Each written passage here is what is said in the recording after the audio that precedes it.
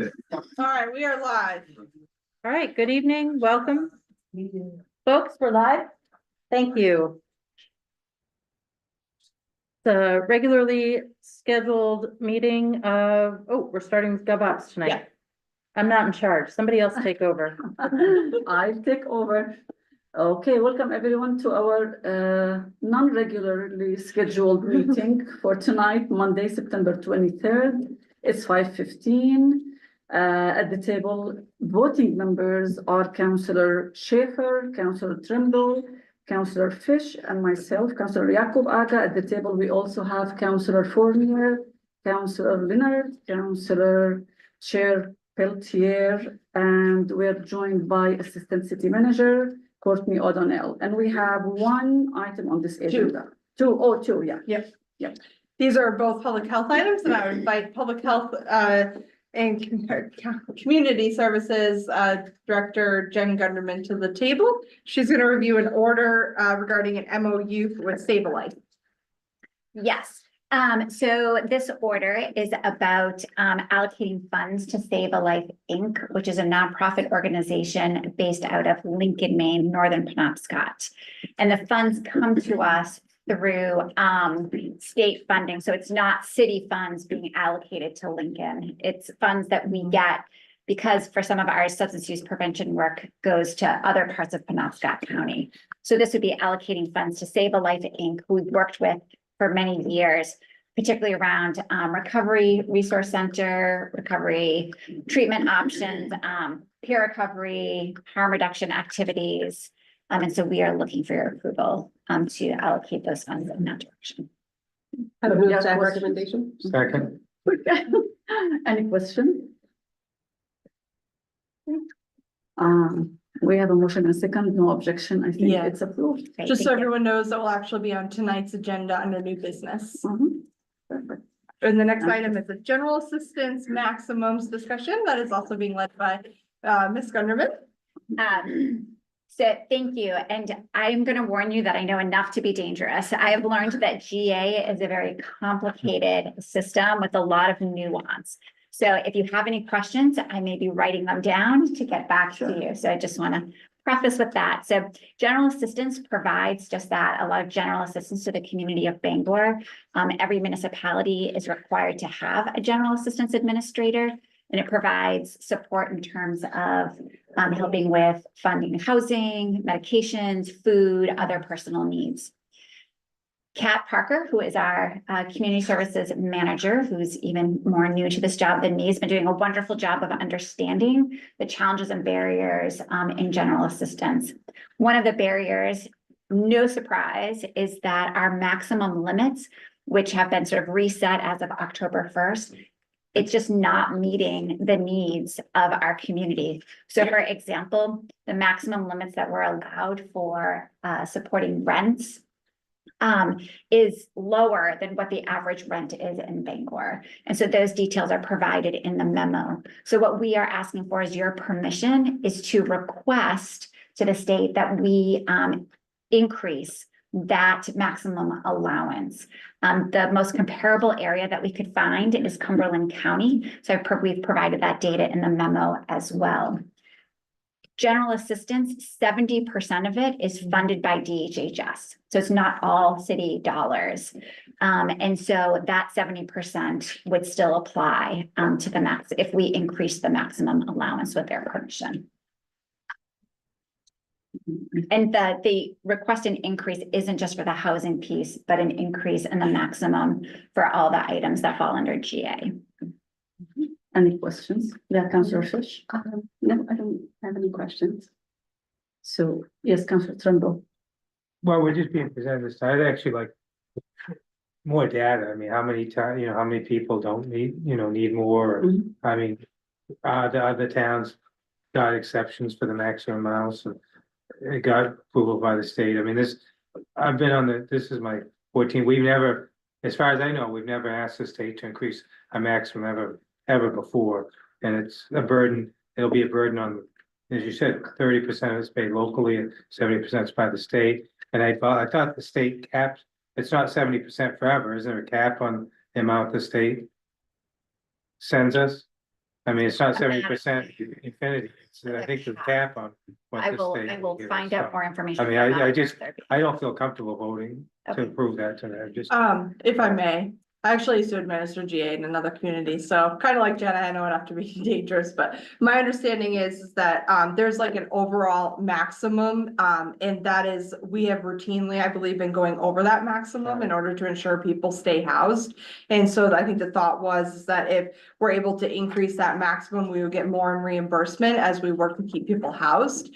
And the only way you can keep that 70% of the amount you're going over, would be to make the request to basically increase that maximum amount. We can definitely get you the other information, but I think it is worth making sure folks know that we do routinely go over that maximum amount to ensure that people remain housed. I think right now the maximum is being proposed was it 926 overall for one For one person. in One one person. bedroom. for one bedroom. And we know that the average rent is over 1,000, for example. And that a maximum is for any help that they get. So what often happens is somebody comes to you and they might need rent, but then they also let you know that they might need diapers for their child, for example. But you are capped at that overall amount, so you have to pick and choose how those dollars are allocated to the people that are requesting assistance. And if rental assistance or housing eats up that entire maximum, you're out of funding to help them in other ways as well. So, okay. Yeah, Councilor So we're Thomas. already going beyond the maximum, we're just not getting reimbursed on the additional part of the maximum, is that what you're saying? That's my understanding, except for true emergencies. I believe emergencies are reimbursed 100%. 100%.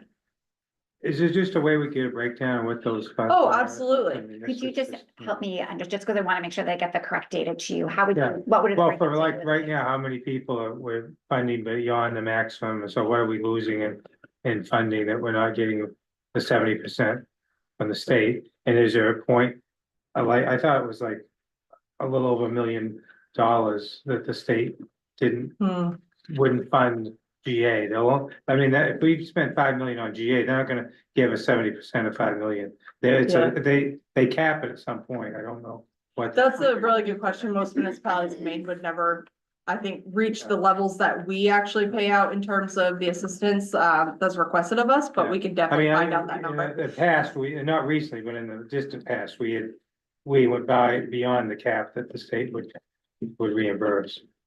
Yeah, Councillor Fournier. Do we know where MMA stands, In terms of, this request?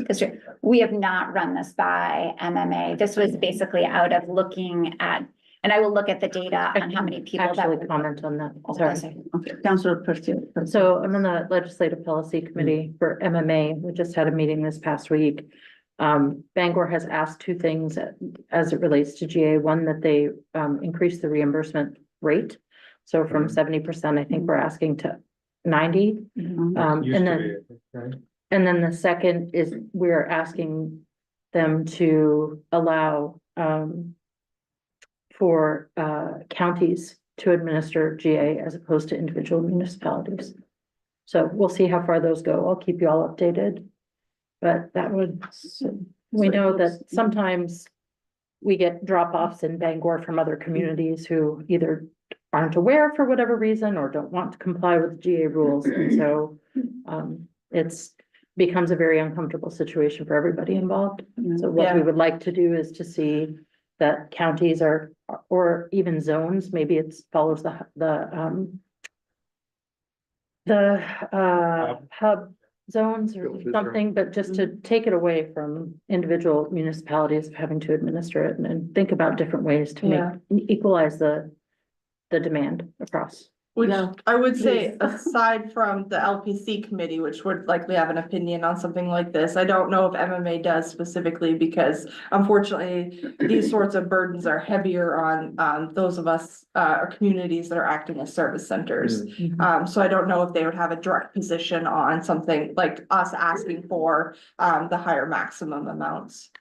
The other, could I just add one more piece Yeah, of information to that is there has been a policy now in place that if somebody comes from another municipality Mhm. into Bangor, we can go back to that municipality to ask for support for a certain amount of time. So it's not as though at this point, someone from another town can come to Bangor and we immediately need to provide that person with GA assistance.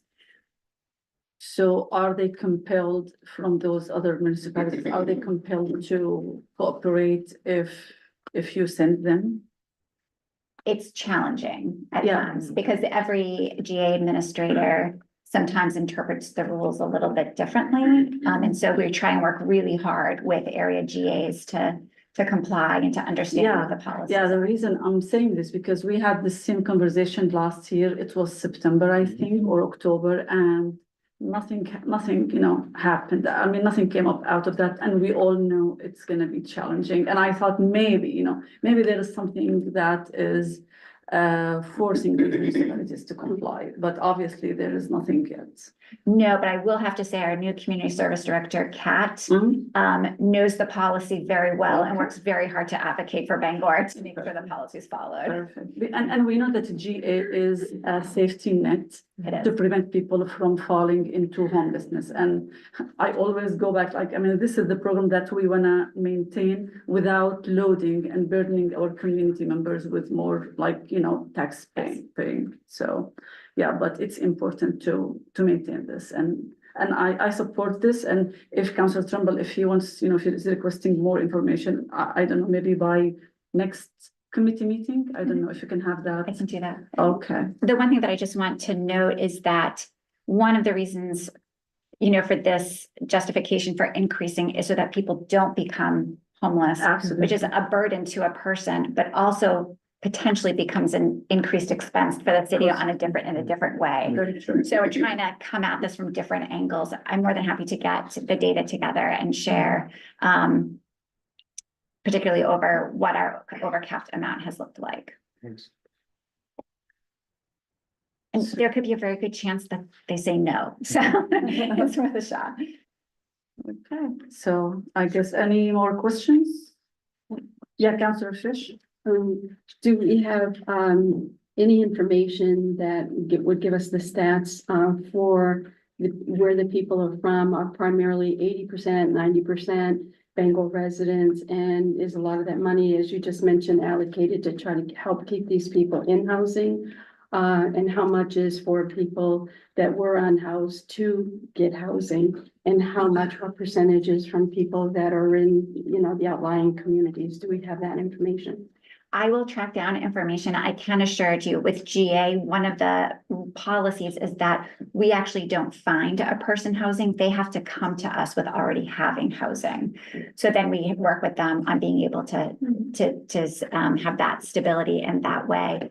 But I will confirm the people that we serve. But again, based upon that new policy, a high percentage is going to be people who are living in Bangor, but I will confirm all of that. So no voting on this tonight? No voting, okay. So we'll wait until we have this information. Okay. Absolutely, thank you. Thank you. Okay, I guess that's it for the VAB tonight, so stay tuned for the workshop For and we'll. finance. Finance. Finance, there's, okay, yeah, sorry.